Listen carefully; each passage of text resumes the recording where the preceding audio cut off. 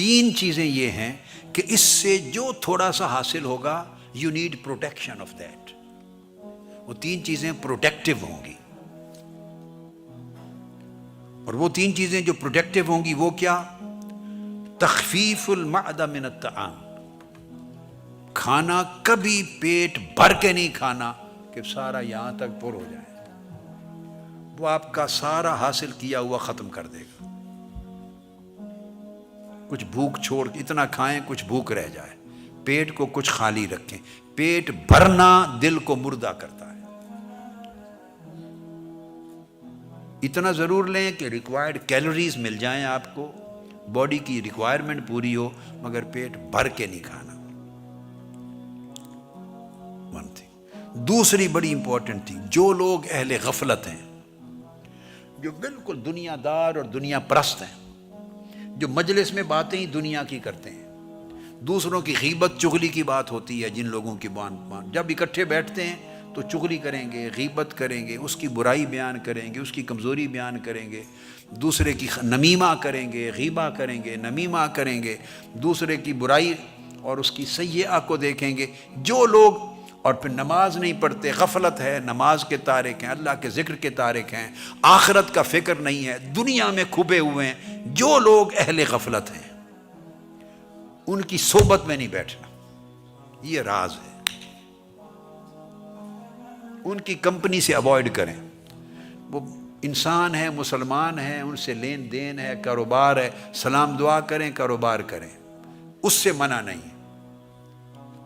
کاروبار کریں, لین دین کریں, معاملات کریں, جو چیز واجب ہے دنیاوی ضروریات کے لیے وہ کریں, مگر اس سے بڑھ کر کے ان کی مجلس میں بیٹھیں, ان کو اپنے کمپینینز بنائیں, فرینڈز بنائیں, ان کے ساتھ بیٹھیں. تو جب بیٹھیں گے تو گپ شپ لگائیں گے ان کے ساتھ, وہ گپ شپ دل کو مردہ کرے گی, کیونکہ وہ گپ ساری دنیا کی گپ ہے, اس میں اللہ آخرت کا فکر ہی نہیں ہے ان کی باتوں میں. یہ فیصلہ کوئی مشکل نہیں کہ آپ کہیں کہ یہ بھی سمجھاؤں. یو نو ویری ویل کون سی کہ لوگ ایسے ہیں جن کی مجلس میں بیٹھیں گے تو دین کی بات ہو تو بیٹھیں, آخرت کی بات ہو تو بیٹھیں, روحانی تربیت کی بات ہو تو بیٹھیں, خیر کی بات ہو تو بیٹھیں. آقا علیہ السلام سے پوچھا صحابہ کرام, آقا کن کی کمپنی میں بیٹھنا اچھا ہے؟ کیا کن لوگوں کی کمپنی میں بیٹھنا, کن کی مجلس میں بیٹھنا اچھا ہے؟ آقا علیہ السلام نے فرمایا 3 قسموں کے لوگوں کی مجلس میں بیٹھنا صحیح ہے, وہ اچھے جلیس ہیں, اچھے ہیں. ایک, جن کو دیکھو تو اللہ یاد آ جائے,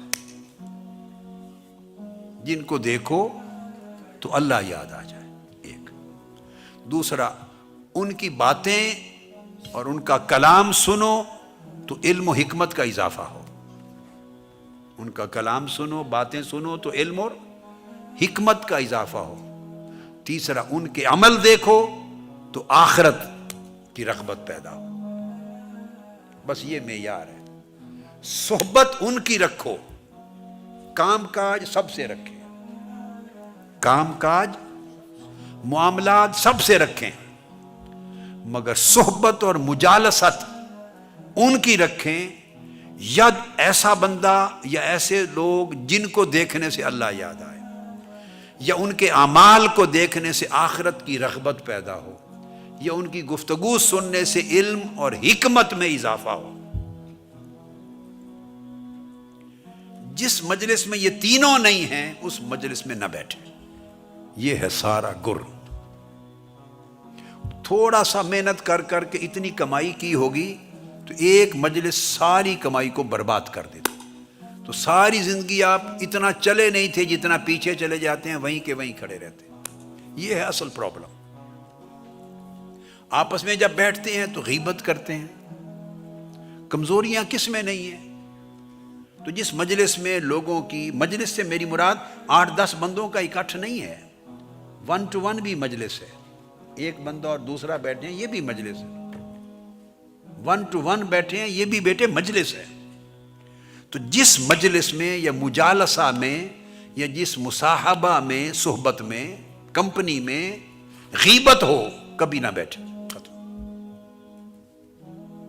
جب آپ غیبت والی مجلس میں نہیں بیٹھنے کو اجازت, تو خود غیبت کر سکتے ہیں. پھر بولیے نہ آپ کے کان پہ پڑے نہ آپ کی زبان پر آئے. جس میں چغلی ہو نہ بیٹھے. جھگڑا مت کریں، وہاں فساد کی کوئی ضرورت نہیں، اٹھ کے چلے آئیں. جس میں دنیا پرستی کی لغو گفتگو ہو، لغو بے مقصد گفتگو دلوں کو مردہ کرتی ہے. لغو گفتگو ہو نہ بیٹھیں. جس میں شر کی بات ہو نہ بیٹھیں. جس میں لوگوں کی برائیوں کو پن پوائنٹ کیا جائے نہ بیٹھیں. نہ کریں، نہ بیٹھیں، نہ سنیں. یہ ساری چیزیں آپ کے دلوں کو مردہ کرے گی. آپ کو پتہ ہی نہیں چلے گا تو دل مردہ ہوتے جا رہے ہیں. اور وہ مجلس ہیں جن میں نے آپ کو بتا دیا، یا اللہ یاد آئے دیکھنے سے، یا آخرت یاد آئے اور آخرت کی رغبت ہو، یا علم اور حکمت میں اضافہ ہو. یہاں نصیحت ملے. جس کے پاس بیٹھنے سے نصیحت ملے، جس کے پاس بیٹھنے سے ادب ملے، جس کے پاس بیٹھنے سے تربیت ملے، جس کے پاس بیٹھنے سے حسن اخلاق ملے، جس کے پاس بیٹھنے سے زندگی گزارنے کے اچھے سلیقے ملیں، جس کے پاس بیٹھنے سے اچھا انسان بنے، اچھا مسلمان بنے، اچھا مومن بنے، نیکی ملے، طاعت ملے. یہ چیزیں جس مجلس میں ملے بس وہ جائز، اس میں بیٹھے بقایا کے ساتھ. آپ نے جاب کرنا ہے، آفس میں بیٹھے کھلی گئے، کام کریں آئیں. کاروبار کرنا ہے جائیں. شادی بیاہ پر جانا آنا ہے آئیں. دکھ سکھ پر، خوشی غمی پر جانا آنا ہے آئیں. بزنس کرنا ہے 100 بار کریں. ایک جوائنٹ وینچر کر رہے ہیں 100 بار کریں. دنیا کے سارے کاموں میں مشغول رہیں. بس جب کام ختم مجلس بھی بولیے ختم. کبھی فارغ وقت بھی ہوتا ہے نا جب آدمی بلائے، وہ جو فارغ وقت ہے اس کا فیصلہ کرنا ہے کہ فراغت کس مقصد کے لیے، اپنے دل کی بربادی کے لیے یا دل کی آبادی کے لیے. جو فارغ وقت ہو بیٹھنے کا، جب جی چاہتا ہے انسان چاہتا ہے نا بیٹھے، وہ چند دوست چن لیں، باقیوں کے ساتھ مسکرا کے ملیں، ہنس کے ملیں، پیار محبت سے ملیں، عزت سے ملیں. کسی سے نفرت کرنی ہی نہیں ہے. نفرت کسی سے کرنی ہی نہیں ہے. ہر ایک سے خوش ملیں. جو کام فرض ہے واجب ہے وہ ادا کریں. اللہ اللہ خیر صلی اللہ. جب کسی کے ساتھ بیٹھیں، کسی سے باتیں کریں، کسی کی باتیں سنیں، اس کا تعین کریں. یہ ہے فیصلہ کن عمل. یہ پروٹیکٹیو ہے. اگر یہ پروٹیکشن نہیں ہے تو جو اچیومنٹ ہوگا وہ بھی جاتا رہے گا. مثلا آپ کی جیب ہے، نیچے سے کسی نے کاٹ دی، نیچے سے. اب آپ کما کما کے اس جیب میں پیسے ڈالتے جائیں، کما کما کے جیب میں پیسے ڈالتے جائیں، اور شام کو دیکھیں کتنے ہو گئے ہیں تو ہاتھ ڈالیں گے تو پورا ہاتھ ہی نکل جائے گا، پیسہ بچے گا کوئی نہیں. یہ اسی طرح ہے. ہم نیکیاں کر کر کے عبادت بھی کی، اطاعت بھی کی، کیمپ بھی کیے، ادارے بھی بنائے، مسجدیں بھی بنائیں، یہ کام بھی کیے، سارے حج بھی کیے، عمرے کیے، جمع کرتے جائیں، اور جیب ایسی میں ڈالتے گئے جو کٹی ہوئی ہے نیچے سے. وہ جیب کٹی ہوئی ہے تو کیا جمع ہی نہیں رہے گا کچھ. یہ جو بری مجلس ہے یہ جیب کٹی ہوئی جیب کی طرح ہو جاتی، یہ آپ کی جیب کو کاٹ دیتی ہے. اس لیے اللہ پاک نے فرمایا اعوذ باللہ من الشیطان الرجیم اہدنا الصراط المستقیم صراط الذین انعمت علیہم. باری تعالیٰ ہمیں سیدھی راہ دکھا. اور سیدھی راہ کن کی؟ 2 شرطیں لگائیں. کن کی؟